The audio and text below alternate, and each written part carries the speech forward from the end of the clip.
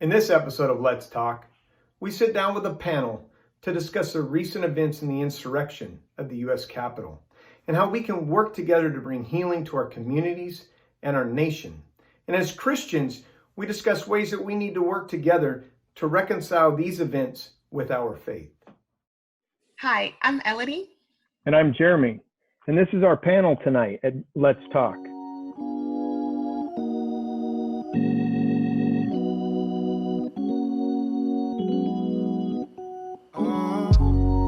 My skin is gold. My skin is gold. My skin is gold. All right, well, before we get started, I would love for you guys who are watching to get to know our panel a little bit. So if you want to go ahead and start, Steve. Hello.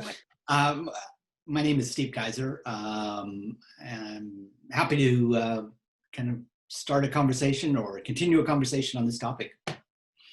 Yeah, I mean, I think this is, these are the kinds of issues we need to sort out. We need to have a spiritual, religious, and, a moral compass on these kinds of issues. And it's great to be able to talk about it, see where everybody's at. So my name is Nafisa Renshaw, and when Elodie asked if we could do some sort of discussion about what happened last Wednesday, I jumped on it because I definitely think that there needs to be some discourse on what's going on, especially Wednesday and what is threatened to becoming pretty soon. Outside of news, because we, when we watch the news or listen to the news, more often than not, it's very biased in one direction or the other. So I felt like having a conversation with people maybe that don't really have an agenda would be helpful. Hi, my name is Ellen Soder, and when I was asked to be part of this panel, I too eagerly accepted, because what happened last Wednesday was historic, unsettling, and just wrong. And I just think the conversation needs to continue in a healthy manner. And these kinds of ways and forums to do that are excellent. So I'm excited to participate.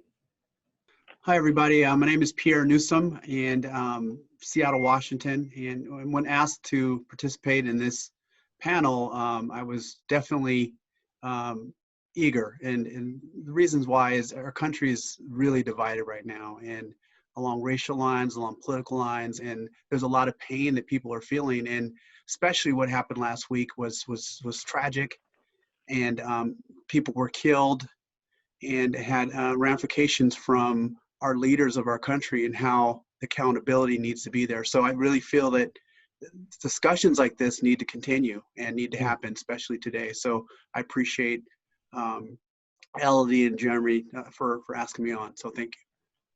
Hello, my name is Brad Bliven, and I am very excited to be part of this panel. Jeremy and I talk quite a bit about many of these issues going on, and I just really think it's a conversation that needs to be had, and especially from my point of view, being that I'm white, I'm privileged, and I don't take that as being angry or, I feel like I know that I'm at a point of privilege because who I am, being a white male in America. And I don't think that there's enough of us speaking up and standing up to this type of violence that's going on through this country. And I just want to make sure to get a voice out there and to let people know that there's more people like myself that want to really address this issue. Awesome. Yeah, no, thank you. Thank you guys for, again, agreeing and taking time out of your day to be on this with us. Absolutely. Yeah. I know for me, I'll share of why, we wanted to do this and why I wanted to do this. I think for a long time, the conversation about race and social justice and everything that kind of falls in that, Black Lives Mattering, was very much a conversation solely with the Black and Brown community. It felt like it was our fight, it felt like we were the ones that were taking on the burden. And I think 2020 and what happened last week really opened the floodgates, that it's not just for us, that it's not just us talking about it, and the conversation has to be had by everybody. Yeah. And so even looking at this panel right now, I'm really, really encouraged. So yeah, Thank you for that. I mean, for me, the reasons I'm doing this, I think change just has to happen. If we don't continue to foster a conversation about the things that really matter, we'll just go back to the way they were. Yep. We'll sweep it under the rug. It'll one day just kind of tamp down. It'll go away for a while, but then it will rear its head again. And I'm just a person that believes we've got to do something that affects the future, and not just now, not just the past, but what's coming ahead of us. And if we don't get out in front of these things and really push, then I think we put ourselves in a critical situation. And it doesn't matter where you fall on the political spectrum. I'm a believer in if it's right, it's right. And we've got to always push for what is right. And so I'm thankful for each of you guys joining. Before we continue, though, we do have our last guest on our panel, and I want to give him the opportunity to kind of introduce himself and share a little bit. Go ahead. How you doing, family? Derek Morrell. Just wanted to say hi. I apologize for jumping on a little late, but Elodie had asked kind of to share a little bit about myself and why I chose to be on the panel tonight. And I am from Tacoma, Washington. That's kind of where I grew up. My dad was military all around, but live in Seattle now, and have an amazing wife, amazing 4 kids, and been part of the church here since '02. But the reason why I wanted to be on the panel tonight is just to have a chance to talk about what's going on. I think I've talked to Elodie before about the importance of how the worst thing someone can do is be silent. And we've seen it in the past where people either chose not to speak up or felt like it wasn't the right time, or for whatever reason. But in my opinion and my thoughts, it's just, you should always be able and ready to speak. Even in the Bible, it talks about being prepared to answer. And I think this is a perfect situation where we need to be ready to speak up about what is right, especially now during a time when people feel emboldened to do things that go against the core values of what make us, I don't know what the right word is, but citizens in this country. So. Yeah. No, thank you for sharing that. So let's start off, the first question, just make sure, kind of just put it out there. Do you guys believe the claims that the election was rigged and that there was voter fraud and things like that? Like, what are your thoughts on that? And do you guys agree? I'll go first. I 100% disagree with that statement. I think that, or that question, I think that there is, okay, let me retract. I think there is probably some kind of voter fraud, but there could impact that's probably so minute, right, that can impact either side of a Democrat or Republican if you're talking about the parties, okay? So let me just start by that. But the voter fraud that's being claimed by, in this case, by the Republicans, I think 100% is false because it's been adjudicated in the courts. It went up to the highest court of the land. Each state had their own opportunity to present opportunity, and then each the defendant in this case would be, I think, Trump and his folks had the opportunity to present evidence. There hasn't been any evidence. When I heard that question, I immediately was like, nope, I do not. There, along with things that Pierre said, just kind of let's just take out emotions and political perspectives and goals and just think about it logically. If this election was rigged, then there would be no Republicans that won anywhere. Right. If Democrats or independents had some sort of plan to get all the Republicans out, then it wouldn't just be that the person at the top was the one that didn't win. I appreciate what you're saying, Nafisa, because not only did down ballot Republicans win, but the Democrats lost seats in the House to Republicans in several states. So it just doesn't, for me as well, logically, I don't care where you fall politically. It doesn't make sense. How would you lose down ballot seats if you were rigging the election? It's just not really a logical statement to me. And I too agree. I mean, it was 100% a Joe Biden win. So then maybe for you guys who haven't had an opportunity to answer, you can maybe answer the second part of like, why do you think then so many people have bought into the lies and are running with it? You know, like why, like, yeah, kind of like, let's tap into that a little bit.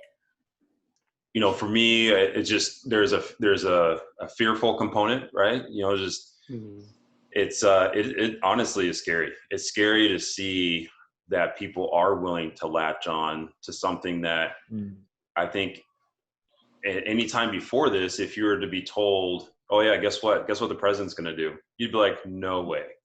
You know, or, and if someone were to say, and not only that, he's going to incite this, and then people are going to respond, and they're going to take over the Capitol. And you're like, dude, what are you talking about? Like, if you were to bring that up, you know, however long ago, even a few months ago, I wouldn't have believed that, right?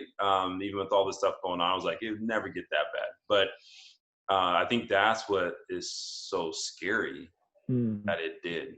And like Brad said, I agree with what he said, and I was thinking the same thing. Just people are so just willing to latch on to something that's going to reaffirm what they already believe, no matter how extreme the thought is.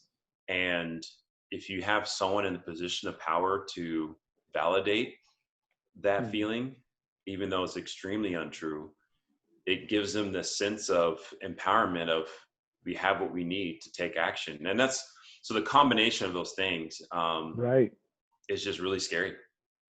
So I want to jump to the next question. So we know this is how we started out 6 days ago, right? This took place. It was on January 6th. We're now at January 12th. And things have continued to evolve since then, or devolve since then, depends how you look at it. And apparently, or obviously, a lot of these actions and events were perpetrated by the President of the United States. And that's some of the most shocking parts of it. It's leaders, not only at the presidential level, but it's enablers within Congress that have allowed this to happen. Very, very smart people, very intelligent people that know what they're doing is wrong, have empowered and enabled these actions. As you guys witnessed the insurrection on Wednesday of last week, what were your initial feelings and thoughts that came out of that? I'm going to go ahead and go first just because I have to cut off pretty soon. But when I actually didn't know what was going on for a long time because I was just not listening to the news, I wasn't watching TV the whole first half of the day, and then my husband was like, "Did you hear about what's going on at the Capitol?" I was like, "What are you talking about?" I literally was like napping because my pregnant body was so tired, and he woke me up and was like, "Have you been paying attention?" And I was like, "What are you talking about?" And he told me what was going on. I was like, "No, that can't be true." So I turned on the TV and you know, kept it on for several hours, and I tell you, the first thing I thought was, "Oh my gosh, these people are crazy," which, you know, then I was like, okay, no, they're not crazy. They are definitely convinced of something that's not true, but I cannot call them crazy. And then the second thing that I thought of was, ooh, if they weren't white folks, people would already be dead. Yeah. This is like all that madness that's going on right now. It would not have played out the way it did.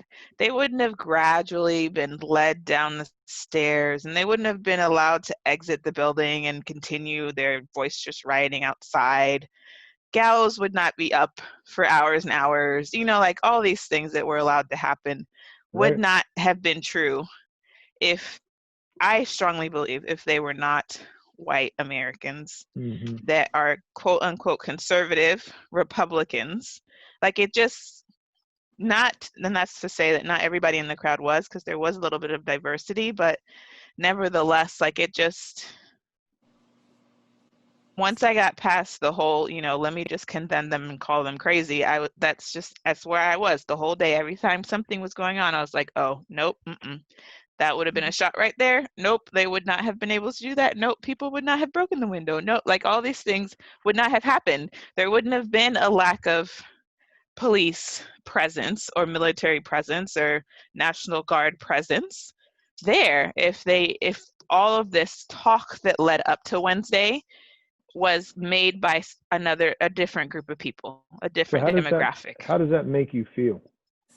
It makes me feel very frustrated. Very frustrated, very disappointed, not at all surprised, really. Like nothing that happened really shocked me.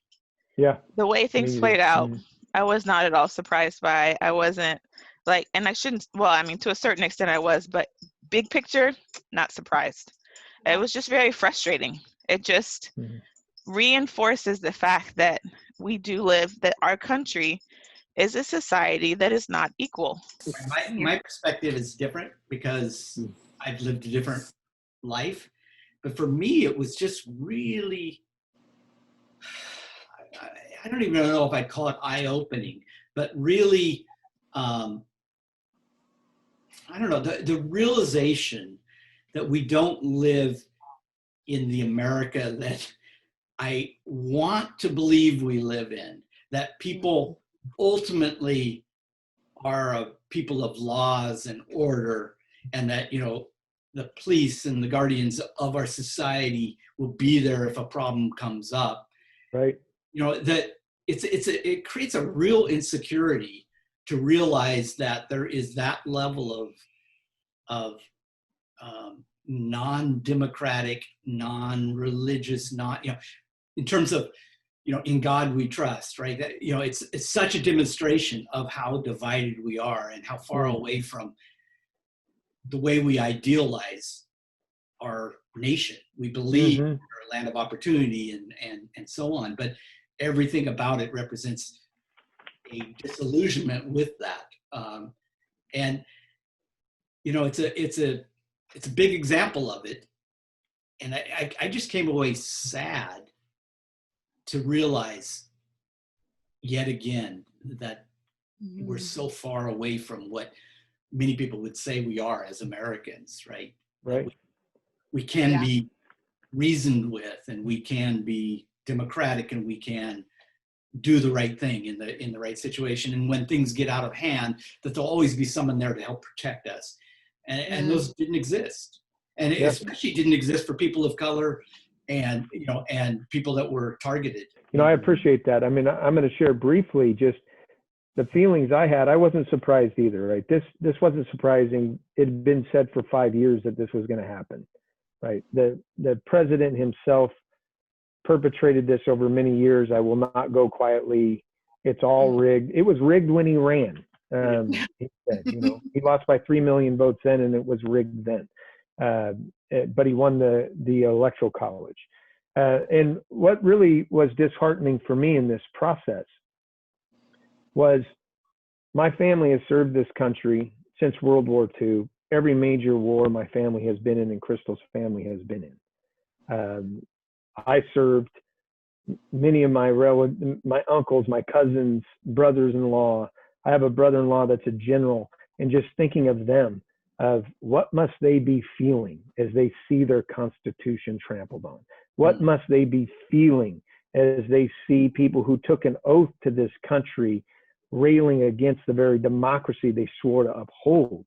And that we are the power of the country. We, the people, are the power of the country. It's us. We give legitimacy to all this, and watching people tear that down, not the insurrection, but the leaders who could have controlled that and kept that from happening.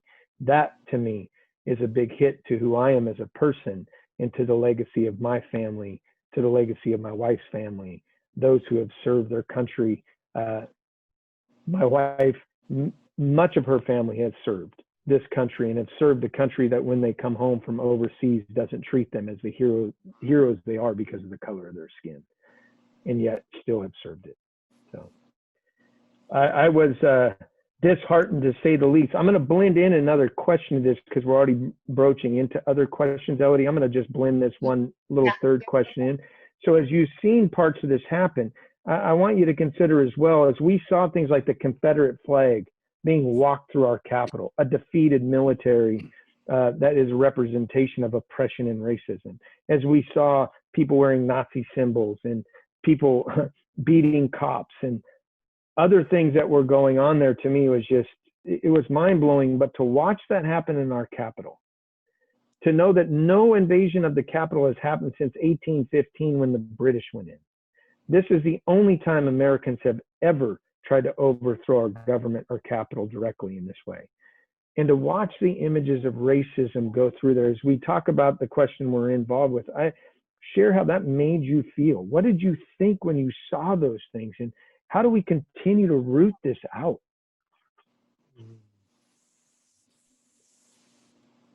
I'd like to, I guess the first thing I saw when I thought of that, first thing I thought was the hypocrisy of it. Is the do as I say, not as I do. No, you can't protest, but we can violently protest when we don't think it's right. I feel that, and I don't know all the people that were there. I don't know them personally, but the example that they left, there was no, do we really understand, like you say, do we really understand the Constitution? Do we really understand the law? Do we know civics, how this works? Or are we going to play like our leader does, and if I don't get my way, I'm taking my ball and going home? I feel it's all very childish. And I honestly struggle to, I want to make amends, but I draw the line on that. I'm not going to accept that kind of behavior, and you discuss it with people, and then it's, well, what about, well, so-and-so, and I go back to, well, like my mom always used to tell me, well, Johnny's going to jump off the bridge. Are you? And, it's juvenile that, this is how we handle it. If you don't like what I have to say, I'm just going to yell louder at you. Matter of fact, I'm going to break out my little collapsible baton and hit you with it because you're not going to listen to me, or you're not going to agree with me. And, it's going to take cooler heads, but we can't have the people that perpetuate that take this type of anger that's been, because Donald Trump and he's not the problem. He's exasperated. He's a taken symptom of the advantage. problem. Yeah, he's a symptom of the problem. Yeah. I feel like I needed to protect my family. My family, my family's throughout the country, and everybody was chiming in, kind of be safe. So that's the first kind of intuition that I had, and kind of a bunker mentality. It felt like it was a movie, quite honestly. The whole thing, as we kind of lead into these folks kind of rushing into, it felt like a movie. And I was like, similar to 9/11, like when I was watching 9/11 in the beginning, we turned the TV on at 6:30 a.m. My sister's in New York City. My nieces are in New York City, my little brother, my mom. And so I thought Jessica turned the TV on, we were actually watching a movie. And so, and then everything starts going haywire. And so for me, when you see folks doing that, when you see folks going in there with the Confederate flag, it hurt a lot. And I think that's what I wanted to say. Something that really resonated with me as well, even as that question was being asked, what was I feeling? What was I experiencing as I was seeing all these symbols of racism just being marched through the Capitol? It, at least for me, what comes to mind is just the need for people to stand up for what is right. I think in times like this, and even in reading about times before when it comes to civil rights, and even before that, when you read about, like earlier it was brought up, Germany, and I always wonder, like, what about the masses of people who saw what was happening, but yet chose not to do one thing or the other, and for me, when I was watching that on TV, I was just thinking, okay, so I know who's doing those things down at the Capitol, but I'm curious about everyone who's watching right now. What are they going to decide to do?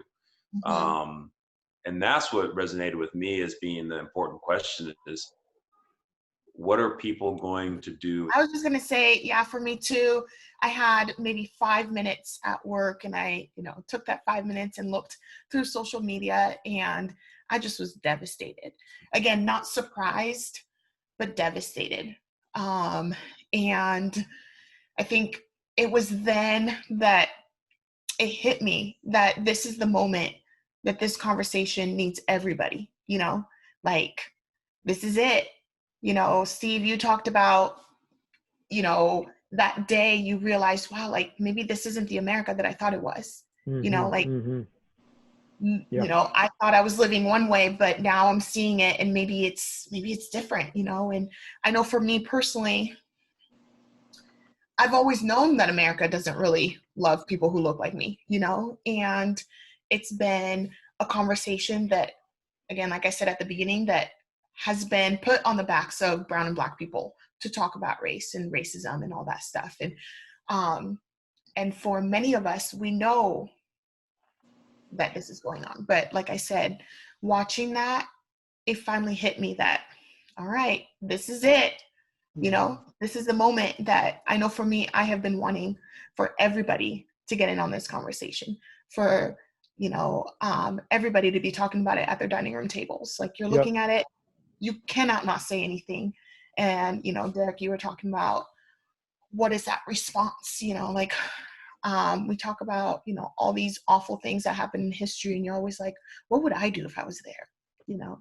And this is our moment. This is our, what would I have done, you know, like when I have kids of my own, this is going to be in the history book, you know, being able to share with them what I did, you know, and stuff like that. So those are just kind of the thoughts that I had. And it kind of leads into the next question of, you know, we kind of touched base on it a little bit, but we've heard, you know, when awful things happen, like, oh, this isn't us as Americans, like we're better than that.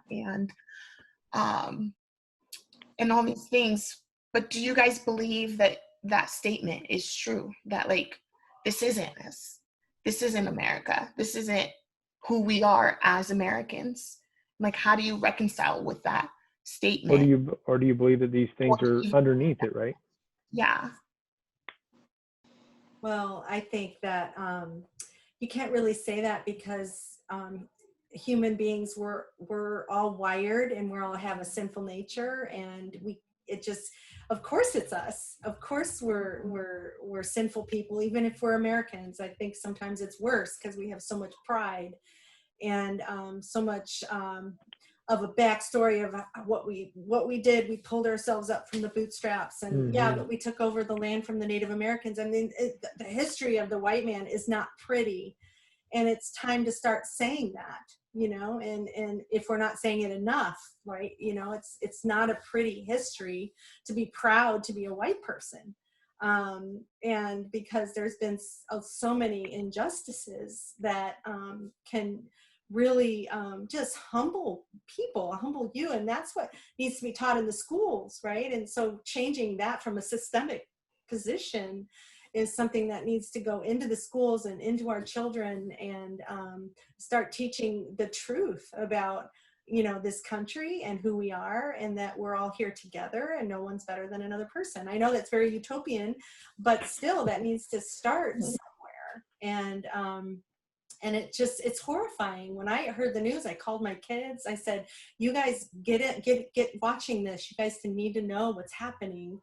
I'll chime in. I think this is indeed us. And I think if we try to sugarcoat it, and we're in denial. Yep. And we got to get out of this denial state, and really kind of, because once you're in that denial state, you're not in a space where you can really address what the true nature. And I think that's the underbelly of our country.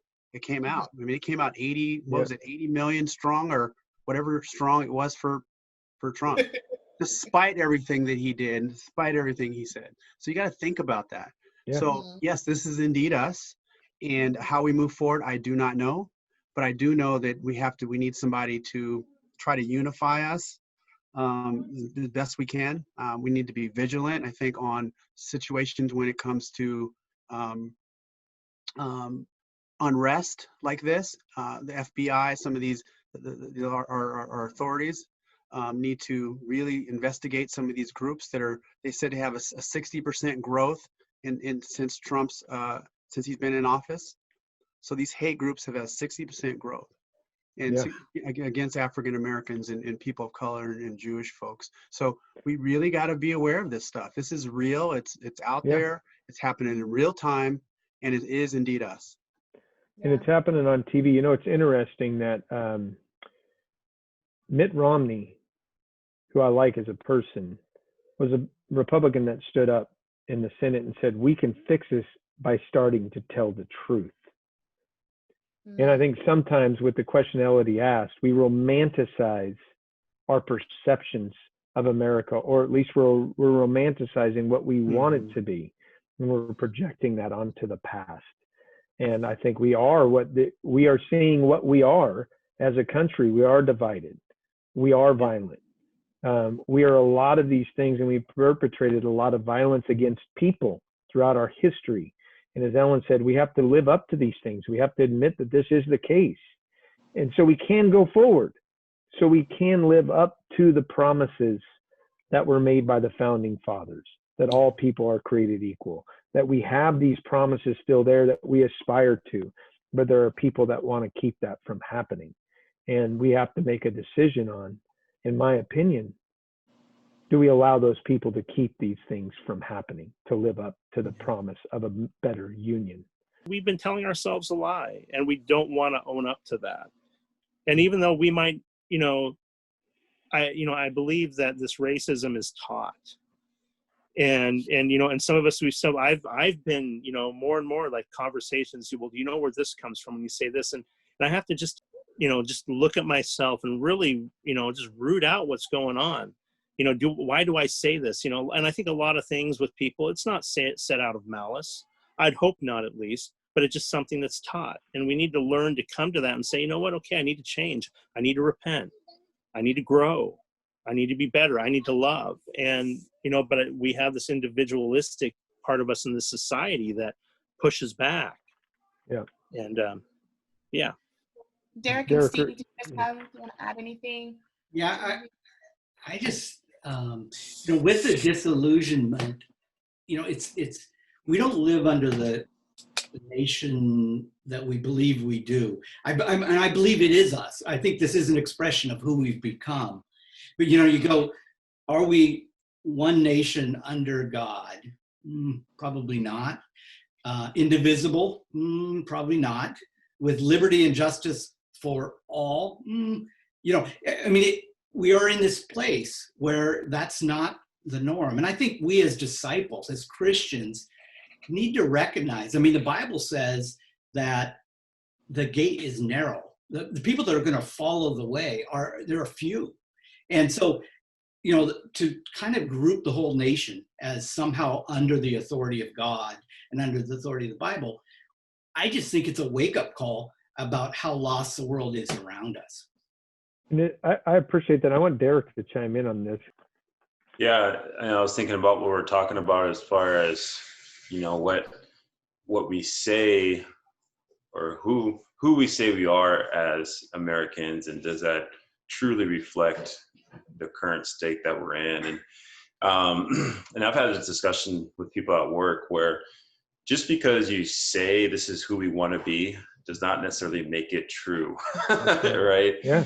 And so you think about all the things that is said as far as who we want to be as a country, and we can say that all we want, but really it's looking at the decisions people make, the actions that people take, that will dictate what we truly believe, and what we buy into. So for me, when I think about who we stand for as a country, I don't necessarily look to, what do the leaders say or what do people say? I just look at, what are we doing? What's happening? That is essentially, watch what they do. Yeah, exactly. And that is essentially, what we support and believe in. So with that being said, I think I really like what Jeremy, what you said earlier about understanding who really has the power to create change and the power in this country, and it's the people. I think the sad thing is a lot of people have surrendered that to the leaders. They're or they fall into a trap of thinking, well, I don't have any power. It's the person that has the title that has the power. And it's like, nope, that's not that's not where it sits. But if enough people surrender that to those who have titles, then it's hard. It's hard to convince people to get re-engaged and know that no, really, you do have the power to make change. And this is a country that we can just support what it is that we want to believe this country to be, but we have to take action. We can't just sit on the sidelines and wait and watch. Right. But yeah, those are some thoughts that I had. Thank you. We have this last question here. Obviously, people by now know that this panel is not only people who are interested in our country and politics, but we're Christians. And we're Christians that want to make a difference. And so as we consider this question, how do we ultimately, Steve started to get into this, how do we reconcile this? How do we reconcile the events of what have gone on with our faith? And then what do we do from a place of conviction in who we are as Americans and as Christians to really go out and have an impact in the world around us, right? A lot of people say, well, the church, I've heard this said a lot, we shouldn't be involved in politics. I'm a person that believes that the church is a political entity. I mean, you can't separate God from politics because he's a king. I mean, you just can't separate it. And we are his ambassadors. So we are sent out to do that. And how do we reconcile these events? And then what do we do about it? As Derek, you had said, we've got to do something. It's about the actions we take as we go forward. So what can we begin to do? Yeah, I want to mention something. I had this discussion with Elodie the other day. I think, and I'm excited to talk about it because it is something that is very challenging, but yet so important. Somehow figuring out how to do two things. One, be present, speak up, speak to what's happening, so that way we're not in silence just observing and hoping things will change, but really standing up and being active and engaged. But with that, I think Pierre touched on it earlier, just the sense of compassion. It's easy for me to go in the route of, yep, we're going to do something. We're going to speak up. We're going to go out there. We're going to show our support. And then what's hard for me is then to back that up with, I'm going to pray for everyone out there that's creating harm in this country, that their heart can change, that it can be softened, that, you know what I mean? Like, that's a challenging thing for me, but I know it's so important to pray for those, not just for those who are in line with your way you think and support your ideas, but to pray for those who are just being swayed by a lot of the untruths that are out there. Wow, Derek, that's amazing. I'm going to do that. I'm going to start doing that now, even more. So thank you. The thing that I thought of was in line with what Pierre was saying is we've got to, in line with praying for others, what I think we should do in James where it says pray for wisdom, because God gives generously to all without finding fault, right? So it doesn't matter how spiritual you feel on a given day. God says, pray for wisdom and I'll give it to you. Try to help people in their perspectives, right? Maybe not to change their perspectives, but help them with their perspective, maybe to become a little bit more spiritually minded in it and not so dogmatic in it. And I think the United States built many years ago on God. I think God was a very central figure and belief in those early days. It's on our money, in God we trust. But over the years now, we have gotten away from God. And I just think that this is opportunity to come back to God as a country. Can I add one thing to what Ellen said? I do agree that some people may have had central tenets, but as you even so well said earlier, Ellen, we have to remember that may have been the case, but also those people who were building it that way enslaved people. right? People who were building that way kept women from voting. People who were building that way kept anybody who wasn't white from voting. And I think one of the things we have to continue to do is, as a church, is go, hey, we haven't lived up to our promise either, right? But as we move forward as Christians, we will, not only as a country, but as a church, we have it. And I think that's important for us as Christians to continue to recognize so the truth can be there for us. Very true. Yep. For me, I think we have to get to a point, okay, what is true? And then what is a false? What is a sin? What is, what is righteous? And fight for righteousness too, and have some indignation about somebody who's lying, but be able to speak the truth and love to them, right? And so, and that's the kind of the fine line. Jesus obviously was perfect at it. And so I'm thinking of how many times they came at Jesus, and he slipped away. The crowds, and they're trying to get at him, and he would slip away, and he'd say, "Oh, I slipped away, and I got away." And he was so masterful at in still loving them. And then what he did on the cross, and God forgive them for they not know what they're saying or doing. And so, that's just what I'm really kind of wrestling with, because there's so much emotions that are out there now. And so, I think as a Christian, but also as a church. I think for me, and maybe, for people who are watching this are in the same boat, but I think for me, if we look back to late spring of, the murder of George Floyd and how that was addressed, and how that was, both addressed in the public sphere, so like in the world and in the church.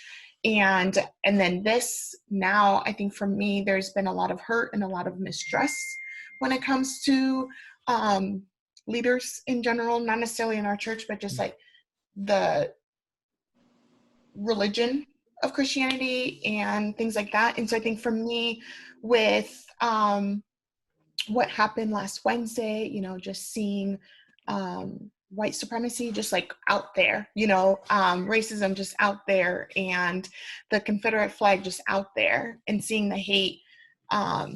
I think for me, there's a lot of mistrust and a lot of hurt and pain when it comes to leadership, both in the church and, with our president and all that. And so for me, what I'm having to wrestle with, and something that Derek and I chatted about, was there's not a lot of interaction between me and leadership. I am a lowly member. Like you are not, stop. There's not a lot of interaction. Not so real. For me, it's that pain that I feel isn't every day, but it's when there are big moments, like when there's congregation, when there's big events where leadership has to speak, or things like that. And so it's reconciling with that. It's how do I bridge that gap? How do I keep saying reconcile, but one thing that Derek did challenge me, and I think it's not my nature to do, but it's to pray, pray for them, and pray for wisdom for them, pray for discernment for them, pray that they are able to see, like, hey, I may not be able to do this, but I do know so-and-so who can help, and step aside and let those who are able. And so I think for me, that's that, like, there's been a lot of hurt, and I know that in the congregation there has been a lot of hurt with leadership and the way that things have gone out. And so it's, for people who are in that same boat as me, that's what I'm doing. It's just praying for, or maybe not handling it the way that I want, or, aren't saying enough, or aren't doing enough, and it sounds easy, but for anyone who knows me, that's really, really hard to do, to pray for someone and to keep someone in my everyday thought who I feel like has hurt me. I'm more like deuces, but, we're called to be Christians, and we can't do that. And it's hard. I will say, I don't want to let Brad and Steve go if they want. One of the things you said, Pierre, that I wanted to follow back up on is you're wrestling with, what you mentioned about you're wrestling with, and both you and Derek said it, Jesus didn't necessarily engage those people. But when he got on the cross, he said, God, forgive them. And sometimes I don't think it's about engaging those who can't or won't hear. He didn't engage those who couldn't hear. Those who were unwilling to hear, he left. He kept going because leaders always lead. And I think one of the things you're saying, Elodie, is, well, I don't have a big voice. You do, because leaders always lead. Leaders always bring people together. Leaders always set a path and move forward. They don't get stopped by the things that are going to hold them back from reaching their goal. And Jesus knew that leading would lead him to the cross. And on that cross, to all those who had opposed him, who couldn't hear, who wouldn't see, and couldn't listen, he said, Father, forgive them, for they know not what they do. And I think for me, that's an important lesson to remember of, yeah, they're not going to hear me. They're not going to listen. They're not going to come along. They're not going to. And I think Jesus knew that. And it was when he went there that he knew, I still have an opportunity as long as I have breath. And then even after, I will then send the Spirit to be with you. Right. So I think those questions are there. Steve or Brad, you guys want to say anything before we close off? I do. I definitely, I do, of course. No, I definitely, I love it. I do. Yeah. Surprise. I'm surprised, Brad. Yeah, right. I'm trying to think how I can articulate with limited storytelling, right? But no, I echo, yes, I understand. I agree with prayer. I think the biggest prayer I have for some things is really a prayer that my heart does not become hardened towards others, that just, that aren't getting it. And to have this prayer of forgiveness to them, and that, that God can work through them, because I know there are people in my life that I've realized that I've hit this, I can explain till I'm blue in my face, and we're not going to move anywhere. And I've realized that's when I realized I have to let God be God. But at the same time, I also feel like my faith without action is dead. I just wanted to say, when you see somebody hurting beside the side of the road, be like the Samaritan. Step in there. They're not your people. They're not somebody you should recognize. The society wouldn't say to recognize them, but we as Christians need to step into that space and be the one that can help. Yeah. And so I just think the call is to find a way to step into that space and be a helpful hand. Okay, so I have one more question, because for me it's really important, and I want to know how you guys feel about it. How important is it for you to hear on Sunday from our leaders their stance and them denouncing racism and really speaking to what happened last week or what is happening? Like, how important is that for you guys in your faith? And I'll go first. It's important. It's actually vital, I think, because like what I was stating, and when there's something that's that impactful and has the potential to be impactful to everybody's day in and day out life, right? That it needs to be addressed. Yeah, if you look at the Bible and the Old Testament especially, God's leaders kept calling people back to repentance. Whether prophets, leaders, they would step into the space and call people to a place of repentance and change. And in the New Testament, Jesus was the main voice of repentance and change, and his position on social issues was clear. He always stepped in for the weak. And so I think the Bible lays out how our leaders should call out injustice. And so I just think it's helpful. And without it, we become like, Israelites with the golden calf. We learn our own ways without direction. So Can I just, I think it's important that the leaders speak out. I really do, because I think it will affect the church. It will show, if we don't, we're showing already the church is behind society, which is sad, because again, the church on earth is supposed to be leading in this example. I think it's very important. But for me, you know, I pray through it, but I'm moving on. You know, I am not going to wait for somebody to confirm what is right through the Word of God, through the Bible, through what we've learned, for me to do it. I think it definitely needs and should be addressed. And it concerns me that it hasn't, and it's been kind of a pattern. Yeah, some thoughts that come to my mind is, I remember when in the very beginning of the discussions with Floyd and the murder and the wondering of why things were so silent for so long, and then finally when the message came out, I remember in the very beginning of the Sunday lesson, they're just straightforward. The leadership said racism is wrong and shouldn't happen. I was kind of excited, thinking like, okay, this is going to go somewhere. And then it didn't get the traction that I wanted, or, you know, just some things weren't said that I was hoping would have been said. So I took out the positive, which was the fact that racism was identified and labeled as something that we're not going to have or withstand or stand for. But then as things started to unfold recently, I thought there'd be more of a response, you know, kind of answer that question, Elodie, of, you know, do I want more on Sunday just from the pulpit? And so I had brought that up. I talked to a leader about it, just kind of wondering what are the thoughts here? How come it's not just being said in simple, just plain language that stuff like this is not right? And the response back was, well, doesn't everyone already know that? It's like, obviously not. Obviously not. Right? Yeah. And that's the thing is like, and it just dawned on me when I heard that response. I was like,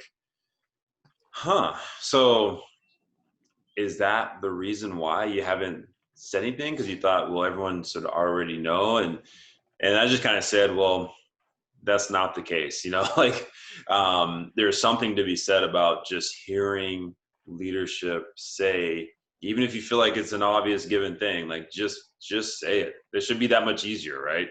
To just say that these things that were done were wrong.